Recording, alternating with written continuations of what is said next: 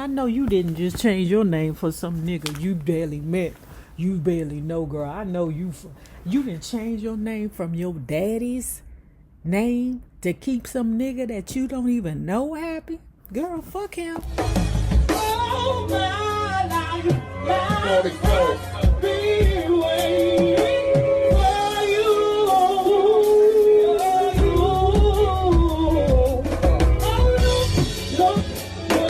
No, how you do.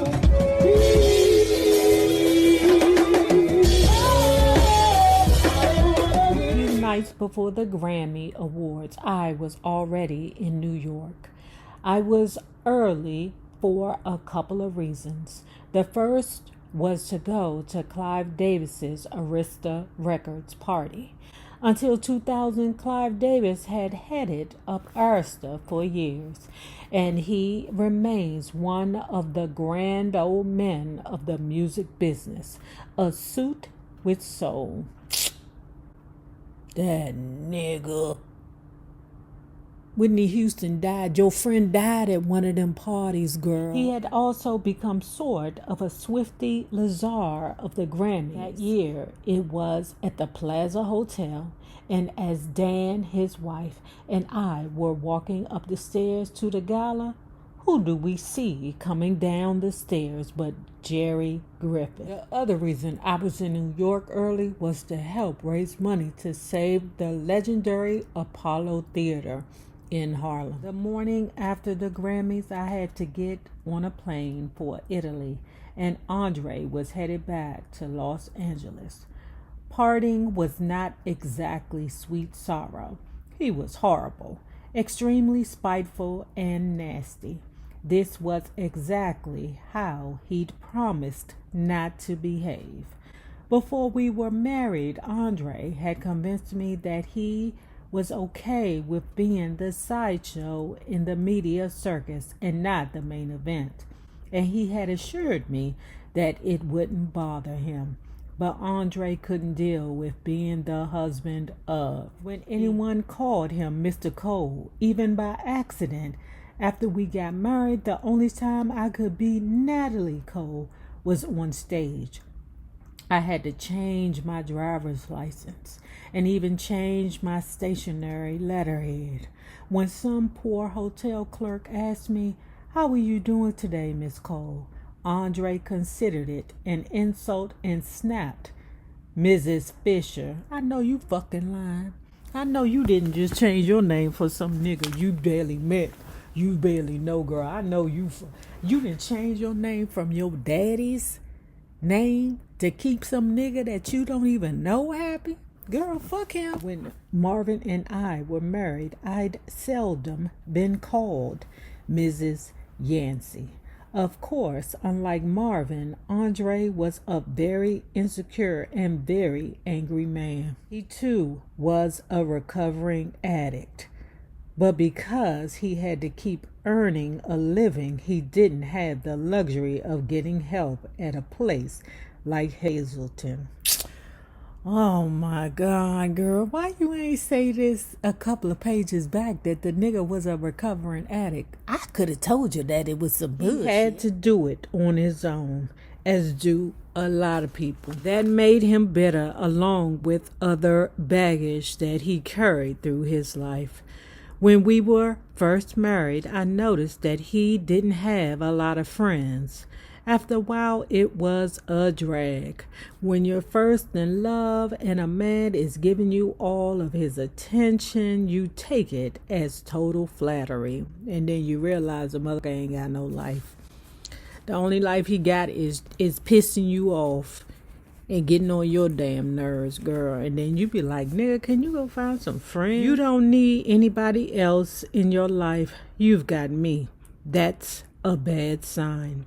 After a while, you start asking, "Don't you have anybody else you can hang out with?" I watched him destroy a couple of friendships, 15 to 20 relationships. But in his business and his personal life, he imagined slights and snubs where there were none. or certainly where none were intended, and lashed out accordingly. Sometimes he lashed out verbally, and sometimes it was physical, and it got more and more difficult to hide the cracks in our marriage. The first time he abused me physically, he pushed me naked, clear through a wall, yes, through plaster and all. You could see daylight on the other side. Then, less than 2 months after the Grammy Award ceremonies, just as Andre and I were moving into our new house in Tarzana, there was another physical altercation. It was bad, and I ended up with a busted lip and a black eye. My cousin Pam, Bay's daughter, arrived shortly after it happened. Did you hit him back? Pam, God bless her, always got right to the point. She knew I didn't walk into no door. How'd it happen? I started to cry, and I pointed to the Bible on the table. This nigga threw the Bible at her. I had seen signs of Andre's abusive personality, and this was not the first time he had put his hands on me. But I had chosen to ignore the incidents. I was determined to fix him. Ideally, I believed that I could change him. What I really need to do was fix and change me. Them niggas that move fast, them be the ones you gotta be careful of. Them mother hoochies that move fast, baby, I'm telling you, danger. On the 15th of June, I filed for divorce, but by September, we had reconciled. Actually, that's a lie. In truth, the only person doing any reconciling was me. I basically begged Andre to come home. While I was doing Unforgettable in Europe, I started getting weepy and whiny and weak. And I decided I didn't want to divorce after all. That's why you gotta leave a motherfucker while you in the relationship. Start leaving before you actually leave. This is the textbook syndrome of the woman with low self-esteem. I get it. And every battered woman has the same MO. It's the worst manifestation of the I'm nothing without a man blues. You figure that somehow this is your fault, that you've done everything wrong, and maybe if you could just do a little better, everything will be okay. And besides, you really believe that you love this man.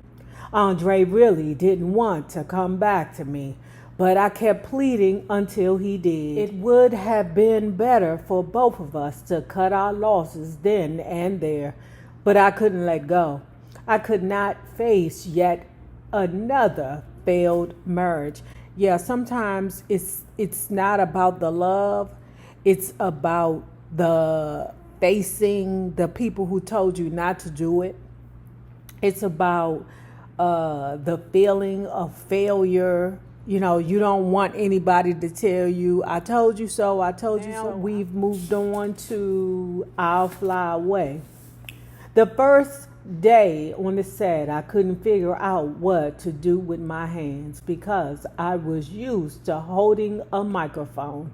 Although I was pretty much at ease in front of the camera, gesture is an important part of singing, and I didn't know if I was going to be able to express myself in character without using my hand. I must have done well enough because at the end of the week, the director came up to me and said, "You know, if you ever decide to go into acting, the world would lose a great singer, but we would gain a great actress." The fact that he went out of his way to say that gave me so much confidence and so much encouragement. And believe me, I needed it because things were going to hell at home. Everybody was in therapy. I was in counseling. Andre was in counseling. Robbie was in counseling. We were a mess. There were red flags popping up all over the place, but I was in big fat denial. I couldn't believe I'd made a mistake. I mean, wasn't this the very man that God had sent me after my Bible request? Hell no, it wasn't. It wasn't Andre, it was his brother. This dude told me that in life, sometimes it's not the person that you're with that you're meant to be with. Sometimes he's the vehicle that will lead you to the person that you're supposed to be with. These personal problems burbled beneath a happy family, successful career facade. In 1993, I sang at the Oscars for the second year in a row. The year before, I'd sung Linda Ronstadt's part in her duet with James England from American Tail. I took my mother to the show. For the 1993 show, Whitney was supposed to sing I Have Nothing and Run to You from The Bodyguard, both of which had been nominated for Best Song, but she just had a baby and couldn't be there. And she asked me if I'd do it for her. Of course, I said I would. So didn't I tell you in the other video that those were Judy's? She could have called anybody. She could have called that goddamn Kim Burrell to do it. But she called Natalie. Oh my Lord, I was so nervous. Everything at the Oscars is timed right down to the second. It runs like a Swiss watch, or it's supposed to. I was wearing this fabulous Ed Johnson red dress. It was just one of those things where I didn't have to do anything, just stand there and sing. I looked to die for, but there was this one teensy little problem. I forgot some of the lyrics to one of the songs. I was so embarrassed I would have run off the stage when I was done, but the dress was too tight. When I called Whitney to apologize, she was laughing the whole time. She said, "That's all right, girl. You did me proud. Don't worry about it." By the way, she added, "How's Tick Tick Boom?" That was her own name for Andre, and her way of reminding me that I was sitting on a keg of dynamite. Y'all the one in the comments that told me that he tried to fight or fought Shaka Khan. And y'all in the comments told me that Shaka Khan tried to warn her about the crazy nigga. But she ended up doing it anyway, girl. Oh my God. But I'm not mad at her. I'm truly not mad at her. I'm not, I swear to God. I started writing my book today, y'all. Okay? And it's a way for me to forgive myself. Is to put everything on paper and present it to the world. By the way, she added, "How's Tick Tick Boom?" That was her own name for Andre, and her way of reminding me that I was sitting on a keg of dynamite. Okay? Don't forget that the Whitney is married to bad boy Bobby Brown. And she must know something about the Tick Tick Boom because she hunching and had a baby with bad boy Bobby Brown. So she know what a bad boy is. And she is warning Natalie Cole about Andre Fisher. Something ain't right. My next project was good, but was released at the wrong time. Unforgettable could have kept selling for 3 years, but instead we came out with another album, Take a Look, in June of 1993, which was about a year too soon. The audience was expecting Unforgettable too, and instead I gave them something with much more pop and jazz.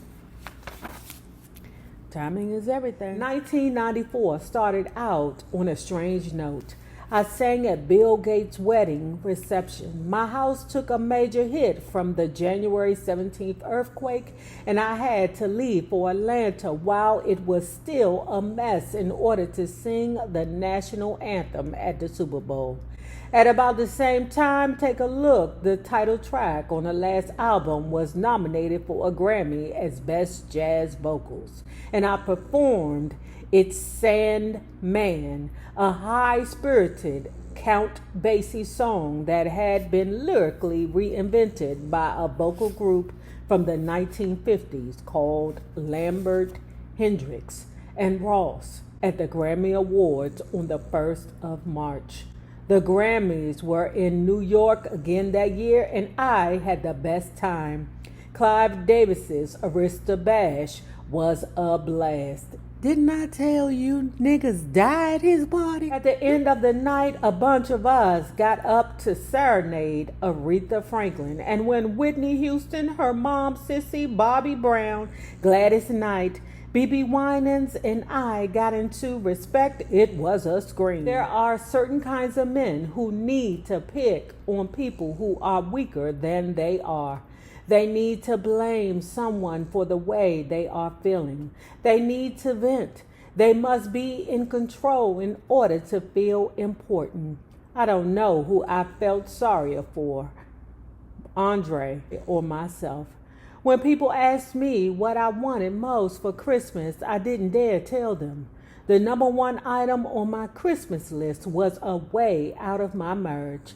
The way I looked at it, this wasn't quite the same thing as a divorce, since I'd prayed and fasted and written the letter to God asking for a husband. I thought that by complaining so much, God would see me as rejecting the gift that He had given me. So considering divorce for real was the furthest thing from my mind. Understandable. So anyway, her brother Kelly is going through HIV and dealing with pneumonia. I have prayed long and hard over this chapter, and given the dynamics of the relationship between myself and my mother, I find that I'm facing a difficult challenge of portraying a true but loving picture of this woman who gave birth to me, fed me, clothed me, and raised me, and yes, even loved me.